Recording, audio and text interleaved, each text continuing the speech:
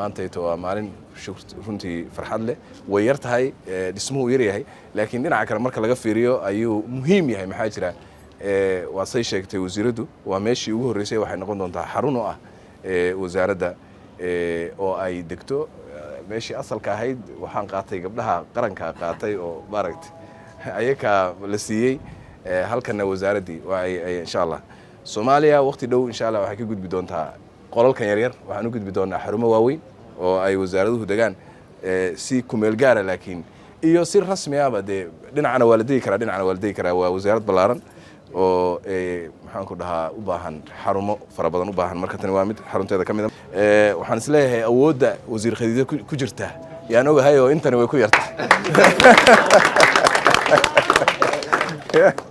she can mobilize maaha Soomaaliya not Soomaaliya only maaha laakiin the whole world marka awooddaas way qabtaa waanu ku faraxsanahay wasaaraddu inay initiative-kan la timid waxaan uga mahadcelinayaa UNFPA iyo UNDP iyo dhammaan women iyo dhammaan inay maaragtay say uga qayb qaateen waan uga mahadcelinaynaa waxaan rajaynaynaa inay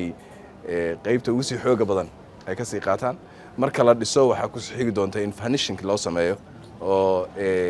maxaan ku dhahaa la sii qalabkii la sii dhigo marka kaasna waa qayb kale ayadana hadii la yiraahdo